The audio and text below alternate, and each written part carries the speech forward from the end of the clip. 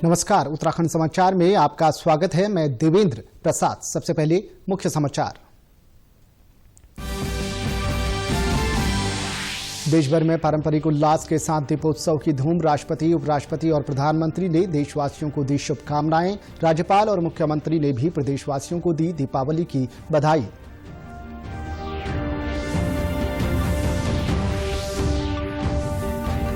प्रधानमंत्री ने राजस्थान के जैसलमेर में सैनिकों के साथ मनाई दीपावली। सैनिकों के बलिदान को किया नमन। कहा, भारत समझने और समझाने की नीति पर रखता है विश्वास।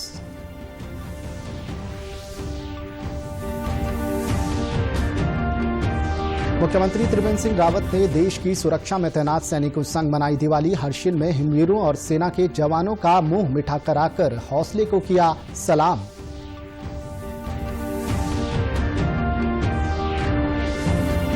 और दीपावली पर केंद्र सरकार से उत्तराखंड को तोहफा। राष्ट्रीय स्वच्छ गंगा मिशन के तहत 84 करोड़ 59 लाख रुपए की मिली स्वीकृति। मुख्यमंत्री ने जताया आभार।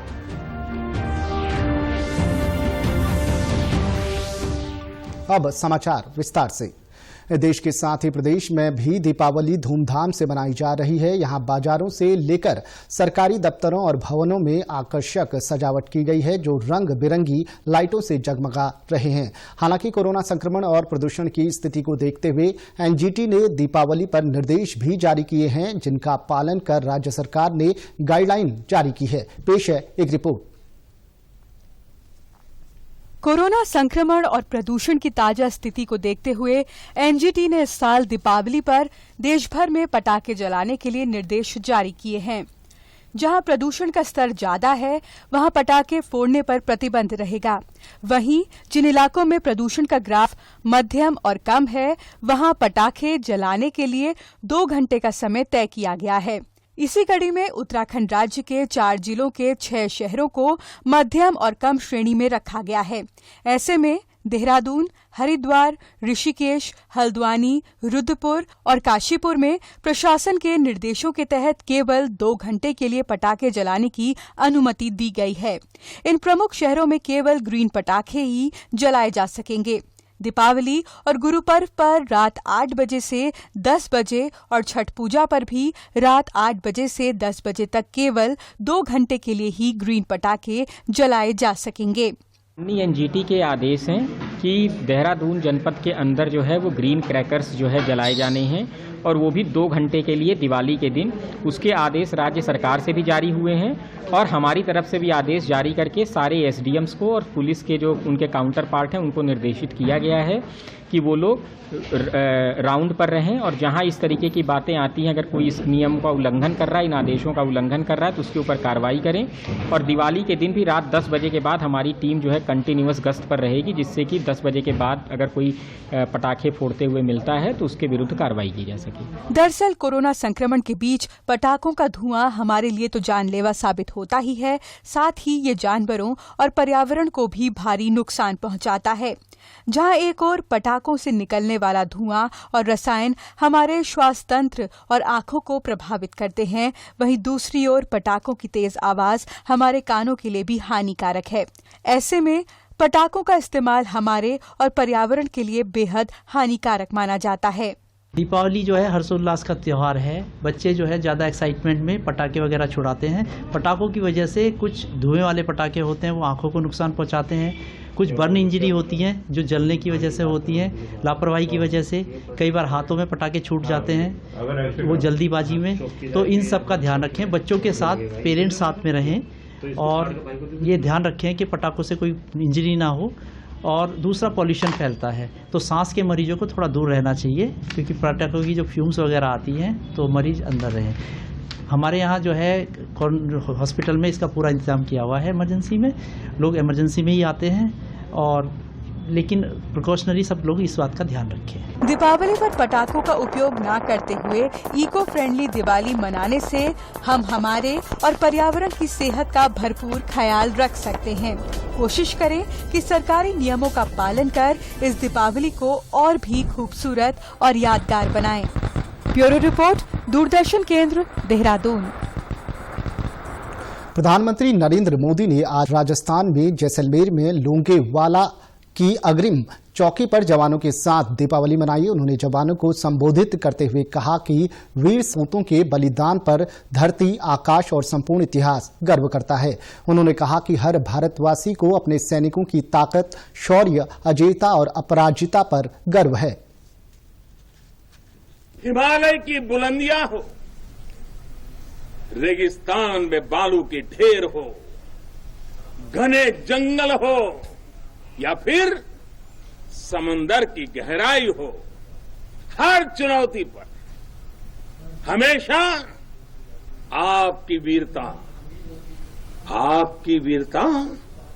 हर चुनौती पर भारी पड़ी है। प्रधानमंत्री ने कहा कि भारतीय जवानों की कोई बराबरी नहीं है। उन्होंने कहा कि आज भारत आतंकियों को घुसकर मारता है। भारत के पास ताकत भी है और सही जवाब देने की राजनीतिक इच्छा शक्ति भी है। प्रधानमंत्री ने कहा कि अगर कोई हमें आजमाने की कोशिश करेगा तो उसका प्रचंड जवाब दिया जाएगा। उन्होंने स्पष्ट किया कि आज का भारत समझने और समझाने की नीति पर विश्वास रखता है। भारत की रणनीति साफ है, भारत की रणनीति स्पष्ट है। आज का भारत समझने और समझाने की नीति पर विश्वास करता है, समझने की भी और समझाने की भी। लेकिन अगर हमें आजमाने की कोशिश की फिर तो जवाब भी उतना ही प्रचंड मिलेगा। प्रधानमंत्री ने कहा कि विस्तारवाद एक तरह की मानसिक विकृति है और आज पूरा विश्व विस्तारवादी ताकतों से परेशान है। प्रधानमंत्री ने आश्वस्त किया कि सीमा पर जांबाजों का हौसला बुलंद रखने के लिए उनकी हर जरूरत सरकार की प्राथमिकता बनी हुई है। दिवाली का त्योहार मुख्यमंत्री त्रिवेंद्र सिंह रावत ने आज देश की सुरक्षा में तैनात सैनिकों के साथ मनाया। मुख्यमंत्री सुबह हर्षिल पहुंचे। यहां से 7 किलोमीटर बॉर्डर की ओर कोपांग स्थित आईटीबीपी के हिमवीरों के साथ गर्मजोशी से त्योहार मनाया और अपने हाथों से जवानों का मुंह मीठा किया। मुख्यमंत्री ने अग्रिम चौकी परिसर में हिमवीरों को संबोधित किया और उनके साथ फोटो भी खिंचवाई। साथ ही चीन सीमा से जुड़े महत्वपूर्ण पहलुओं पर आईटीबीपी के अधिकारियों से जानकारी ली। इसके बाद मुख्यमंत्री ने हर्षिल में सेना की 9वीं बटालियन बिहार रेजिमेंट के जवानों के साथ दीपावली मनाई। यहां उन्होंने जवानों को बधाई दी और उनके हौसले को सलाम किया।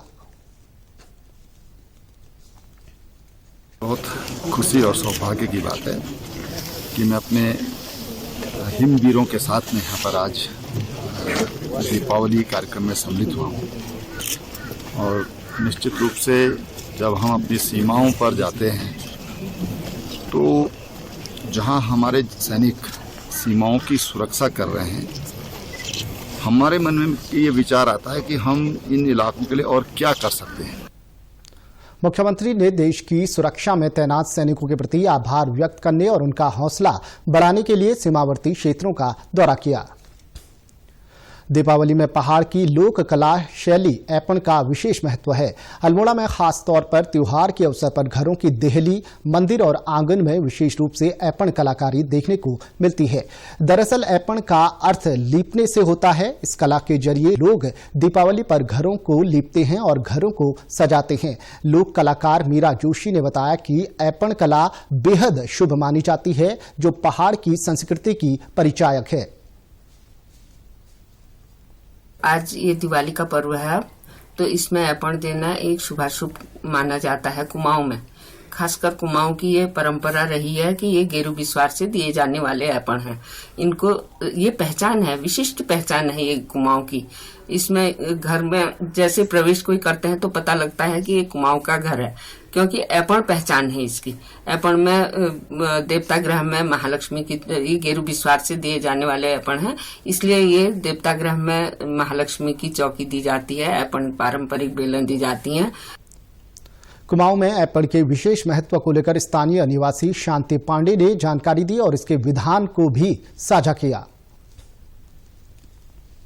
विशेषकर जो ऐपण हमारे दिए जाते हैं हमारे कुमाऊं क्षेत्र में, वो उसका जो विशेष महत्व है वो है गेरू और बिस्वार से। और इसमें हम लक्ष्मी चौकी बनाते हैं और गन्ने की ये हमने यहाँ पर जो है लक्ष्मी बनाई हुई है और इनका पूजन होता है और ये एक विशेष पहचान हमारी कुमाऊं की जो हमारी संस्कृति है वो है। स्थानीय निवासी संजय भट्ट ने बताया कि वो दीपावली के अवसर पर पारंपरिक तरीके से गन्ने से लक्ष्मी बनाते हैं और उन्हें परिधान पहनाते हैं। उनका कहना है कि मान्यता अनुसार गन्ने में मां लक्ष्मी का वास होता है। इस बार भी हमने गन्ने से लक्ष्मी बनाई है और इसमें हम गन्ने की लक्ष्मी बना के उसको अपने पारंपरिक परिधान पहनाते हुए उन्हें रंग वाली पिछौड़ा और उसमें उनके चूड़ियां वगैरह सब पहनाते हैं, मांग टीका वगैरह। और हमारे पहाड़ों में जो परंपरा है, 1 महीने पहले से ही हम अपनी असोच के महीने और ये नवरात्रि के बाद से ही दिवाली की तैयारियां शुरू कर देते हैं। इस बार भी हमने बड़े उत्साह से दिवाली मनाई है और मनाएंगे। दीपावली पर केंद्र सरकार की ओर से उत्तराखंड को बड़ा तोहफा मिला है। कुंभ मेले के दृष्टिगत राष्ट्रीय स्वच्छ गंगा मिशन के तहत 84 करोड़ 59 लाख रुपए की स्वीकृति प्रदान की गई है। इसके अंतर्गत हरिद्वार कुंभ मेले में स्वच्छता, ठोस अपशिष्ट प्रबंधन के साथ अन्य गतिविधियों के लिए 79 करोड़, पेयजल निगम के लिए 2.5 करोड़ रुपए और उत्तराखंड जल संस्थान के लिए लगभग 3 करोड़ रुपए शामिल किए गए हैं। आपको बता दें कि स्वीकृत धनराशि से स्वच्छ गंगा मिशन के तहत हरिद्वार कुंभ के लिए जारी कार्यों को गति मिलेगी और कुंभ मेले में आने वाले श्रद्धालुओं को लाभ मिलेगा। मुख्यमंत्री त्रिवेंद्र सिंह रावत ने केंद्रीय जल शक्ति मंत्री श्री गजेंद्र सिंह शेखावत का आभार व्यक्त करते हुए कहा कि जल शक्ति मंत्रालय द्वारा उत्तराखंड में विभिन्न योजनाओं के क्रियान्वयन में पूरा सहयोग दिया जा रहा है। मुख्यमंत्री ने गैरसैंण में स्थापित होने वाले सेंटर ऑफ एक्सीलेंस की कार्य योजना तैयार करने के निर्देश दिए हैं। इसके लिए मुख्यमंत्री द्वारा उत्तराखंड पलायन आयोग के उपाध्यक्ष डॉक्टर SS नेगी, तकनीकी सलाहकार डॉक्टर नरेंद्र सिंह और निदेशक कौशल विकास डॉक्टर R राजेश कुमार को 20 नवंबर 2020 तक विभिन्न व्यवस्थाओं की रूपरेखा तैयार करने के निर्देश दिए गए हैं। आपको बता दें कि मुख्यमंत्री ने गैरसैंण में कौशल विकास योजना के अंतर्गत सेंटर ऑफ एक्सीलेंस स्थापित करने की घोषणा भराड़ीसैंण में राज्य स्थापना दिवस पर की थी। गैरसैंण में ये सेंटर ऑफ एक्सीलेंस UNDP के सहयोग से बनाया जाएगा। इसमें लोगों को उद्यमिता, विकास और आजीविका बढ़ाने के उद्देश्य से विभिन्न प्रकार के प्रशिक्षण दिए जाएंगे। शुरुआती चरण में UNDP द्वारा इससे संबंधित प्रशिक्षण दिए जाएंगे। मुख्यमंत्री ने कहा कि ये सेंटर ऑफ एक्सीलेंस स्थानीय स्तर पर लोगों की आर्थिकी में सुधार और कौशल विकास की दिशा में अहम भूमिका निभाएगा। जिलाधिकारी देहरादून आशीष कुमार श्रीवास्तव ने प्रेस वार्ता कर जल जीवन मिशन योजना संबंधित जानकारी साझा की। उन्होंने बताया कि योजना के तहत देहरादून जिले में 1,20,660 घरों में पानी के कनेक्शन दिए जाने हैं, जिसमें से वर्तमान में 1,05,156 घरों में ये कनेक्शन दिए जा चुके हैं। जिलाधिकारी ने बताया कि देहरादून में नल से जल देने का लगभग 87% काम हो चुका है, जिसमें प्रदेश में देहरादून प्रथम स्थान पर है, जबकि बाकी काम अतिशीघ्र करने का प्रयास जारी है। भारत सरकार का इस समय फोकस है कि हमें जो है सभी घरों में पेयजल उपलब्ध कराना है, टैप्ड वाटर मतलब नल से जल उपलब्ध कराना है और ये ग्रामीण क्षेत्रों में चलाया जा रहा प्रोग्राम है जल जीवन मिशन। देहरादून जनपद का टोटल जो टारगेट है जल जीवन मिशन का 1,20,660 घरों में हमें पानी के कनेक्शन देने हैं, नल से जल देना है।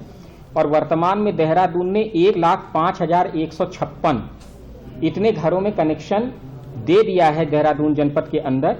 इस तरीके से ये जो हमारी प्रोग्रेस है ये 1,05,156 और जो ये प्रोग्रेस है हमारी ये 87.15% है और जनपद देहरादून इस समय उत्तराखंड में प्रथम स्थान पर है इन कनेक्शंस को देने में।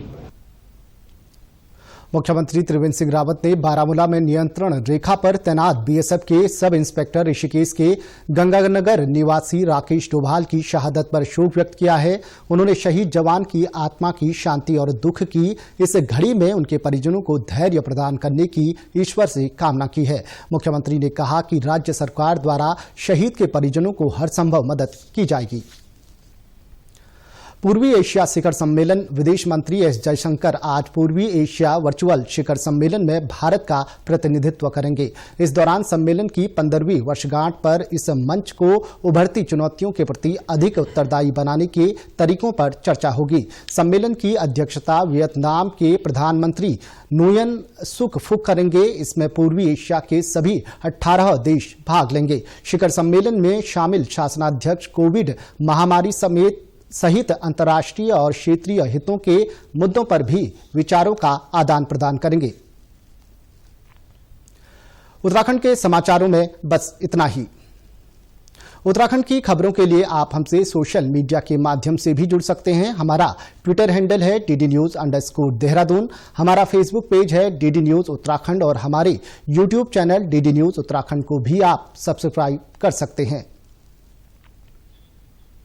कोरोना संक्रमण से बचने के लिए मास्क का अनिवार्य रूप से और सही ढंग से प्रयोग करें, साथ ही सामाजिक दूरी का ख्याल रखें।